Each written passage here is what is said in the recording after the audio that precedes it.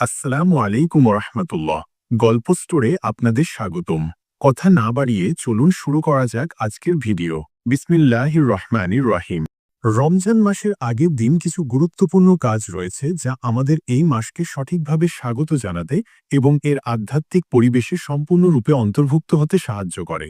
এখানে কিছু করণীয় কাজ আলোচনা করা হলো। মানসিক প্রস্তুতি। রমজান মাস আত্মসমীক্ষা, ইবাদত এবং আধ্যাত্মিক উন্নতির একটি বিশেষ সময়। তাই আগের দিন থেকেই মনকে শান্ত ও স্থির করে এই মাসের জন্য প্রস্তুত করা উচিত। গুনাহ থেকে তওবা।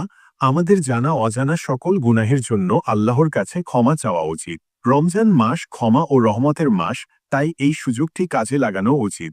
কোরআন তেলাওয়াত। রমজান মাসে কোরআন তেলাওয়াত করা অত্যন্ত ফজিলতপূর্ণ। তাই আগের দিন থেকেই কিছু সময় কোরআন তেলাওয়াতের অভ্যাস করা উচিত। দান সদকা। রমজান মাসে দান সদকার গুরুত্ব অনেক বেশি। তাই আগের দিন কিছু দান সদকা করে অভাবীদের সাহায্য করা উচিত। তারাবিহ নামাজের প্রস্তুতি। তারাবিহ নামাজ রমজান মাসের একটি গুরুত্বপূর্ণ ইবাদত। তাই এই নামাজের জন্য শারীরিক ও মানসিক প্রস্তুতি নেওয়া উচিত।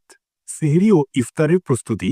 রমজানে সেহরি ও ইফতারের জন্য কিছু প্রস্তুতি নেওয়া ভালো, যেমন প্রয়োজনীয় খাবার তৈরি করে রাখা বা কিনে রাখা। ঘর ও পরিবেশ পরিষ্কার পরিচ্ছন্ন রাখা। রমজান মাসে ঘর ও তার চারপাশের পরিবেশ পরিষ্কার পরিচ্ছন্ন রাখা উচিত। দোয়া ও মোনাজাত। রমজান মাসের আগের দিন আল্লাহর কাছে দোয়া ও মোনাজাত করে এই মাসকে বরকতময় করার জন্য প্রার্থনা করা উচিত। বিশেষ টিপস।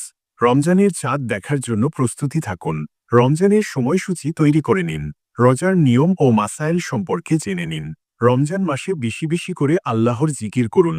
নিজের ভুল ত্রুটি স্বীকার করে আল্লাহর কাছে ক্ষমা চান। আত্মীয় স্বজন ও বন্ধুদের সাথে ভালো ব্যবহার করুন।